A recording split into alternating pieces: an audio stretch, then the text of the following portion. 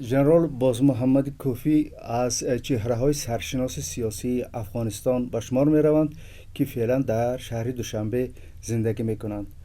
ایشان در انتخابات ریاست جمهوری در افغانستان در سال 2009 از رقیبای حامد کرزی رئیس جمهوری قبلی افغانستان به حساب می‌روند.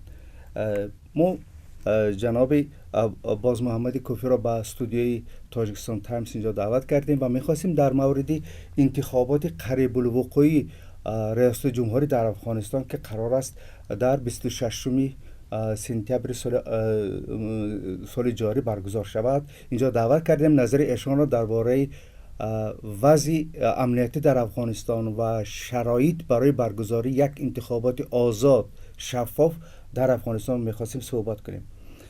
سوال اول من جناب باز محمد کوفی این است که شما در انتخابات سال 2009 از رقیبای اصلی حامد کرزی بودین.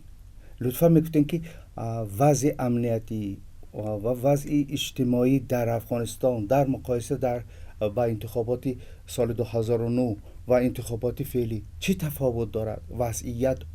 وضعیت امنیتی بدتر شده یا که بهتر؟ به نام خدا و نام ملت افغانستان، انتخابات سال 2009 در افغانستان جنگ زده امروزه دموکراسی تر، بهتر و خوبتر نسبت به سال 2019 بود. زیرا دموکراسی که در سال 2009 بود، صحبت‌های آزادی که در سال 2009 بود، غرور ملی که در سال 2009 بود، شجاعت و مردانگی ملت افغانستان در سال 2009 بود، نسبت به انتخابات، نسبت به رای به افراد اشخاص معین خودشان بسیار مصمم‌تر، خوبتر و بهتر نسبت به اکنون انتخاباتی که در سال 2019 در افغانستان. منظورم وضعیت امنیتی چگونه بود؟ وضعیت امنیتی نسبت به سال 2019 بیشتر بود. تقریبا به شما گفته می توانم که در حدود 70 الی 80% یعنی فایز در افغانستان امنیت وجود داشت، چی در شهرها، چی در قصبات، چی در ریانها، چی در ولایت‌های بزرگ و خرد و کوچک، همه طرفه یکی آزادی بود، یکی جنگ نبود و همگی به سوی یک انتخابات جانانوار میان و کمر خود بسته بودند. در اون انتخابات تعداد نامزدها چند نفر بودند؟ تعداد نامزدها تقریبا در حدود 30 نفر بیشتر یا کمتر می حالت بودند. شما در مورد اون گفته که در سال 2009 در انتخابات سال 2009 وضعیت امنیتی بهتر بوده و بیشتر مناطق افغانستان تحت کنترل دولت قرار داشت. فعلا بر اساس این معلوماتی که ما در دست داریم حدود 47% حدود افغانستان تحت نظارت طالبان از این بیشتر. سوال من این است که در چنین شرایط که طالبان رسما اعلان داشتند که به هیچ وجه اجازه نمیده که انتخابات ریاست جمهوری برگزار شود، آیا برگزار کردن یک انتخابات آزاد و دموکراسی در افغانستان امکان پذیر است؟ راز به شما بگویم قابل قبولم نیست و قابل اعتماد مردمم نیست. ما قسمی که از اخبارات ما گوش کردیم تقریبا در حدود 2500 مرکز رایدهی مسدود می شود، مسدود است و مسدود می شود. در حدود 40% دیگرش هم رای مسدود بودنش توقع می رود که مسدود بوده باشد.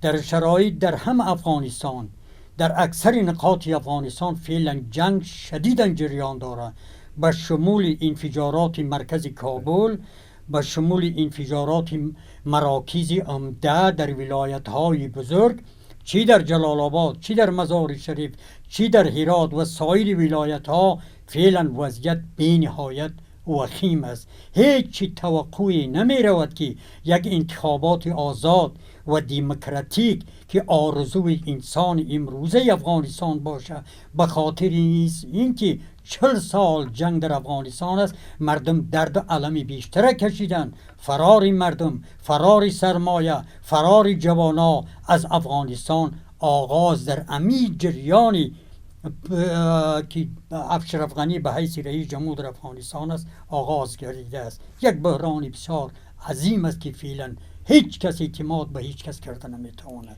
به هر صورت بعض از سیاستمداران افغانستان پیشنهاد کردند که به عوض برگزار کردن انتخابات ریاست جمهوری در افغانستان یک مذاکرات صلح با مثلا طالبان و گروه های دیگری که اپوزیسیون هستند به دولت افغانستان برگزار شود.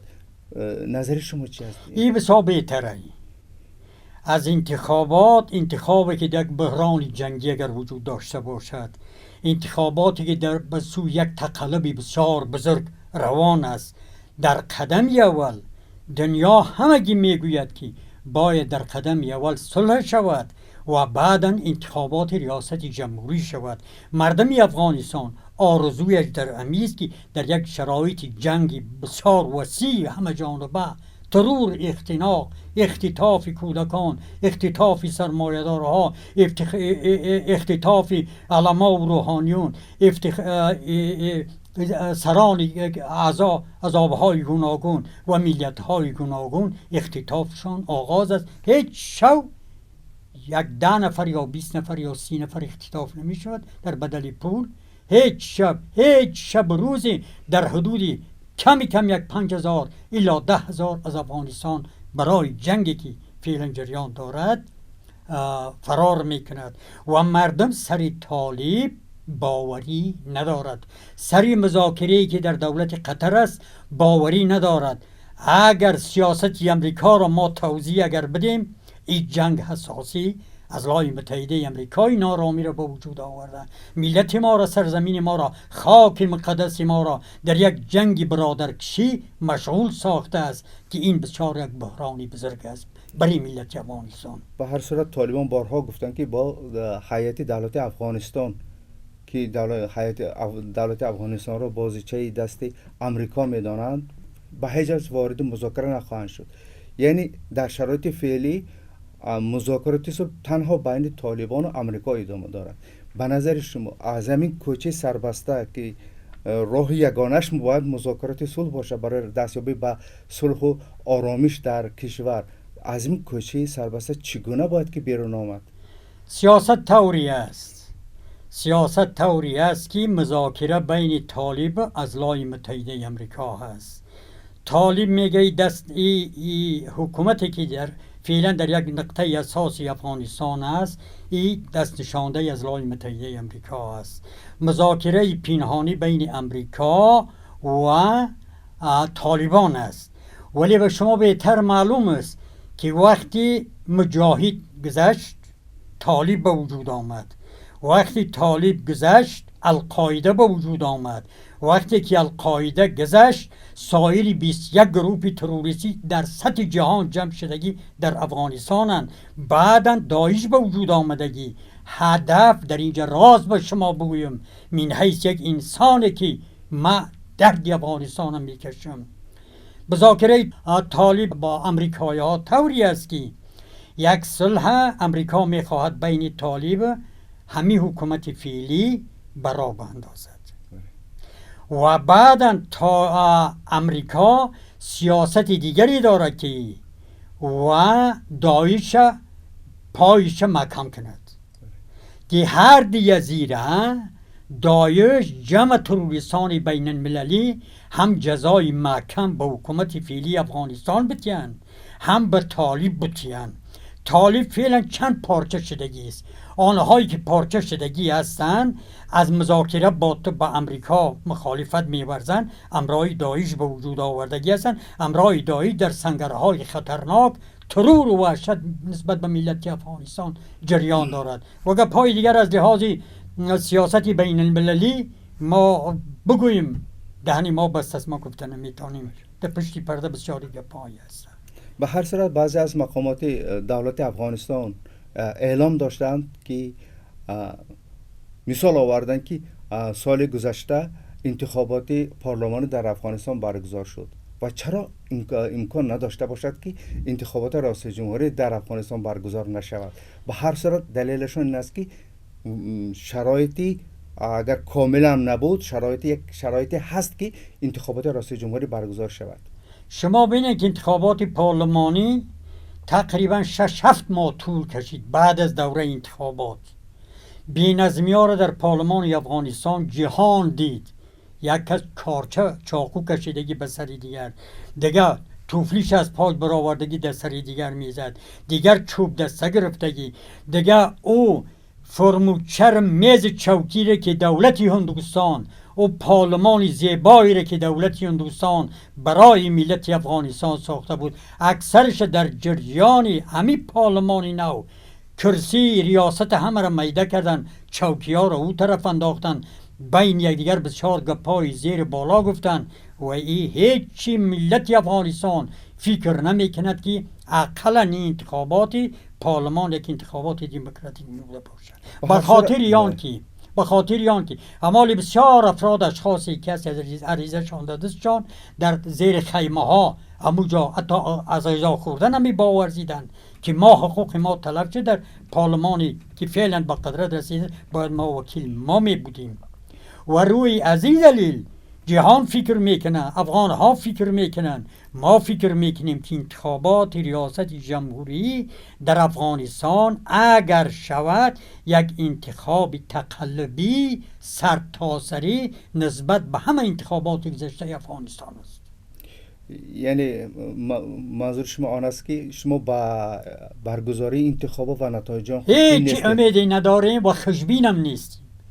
خشبینم هستیم. همین اکنون یک نفاق ملی در بین اعضای انتخابات ریاست جمهوری، نامزدای ریاست جمهوری به وجود آمده که نسبت به اشرف غنی، نسبت به دار دسته‌ای که اشرف غنی دارد.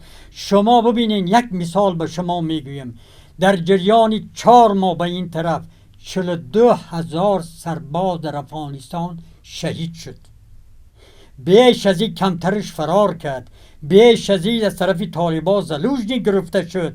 یک ستون فقرات کشور افغانستان که قوای مسلح بود او فعلا در نمی حالت است.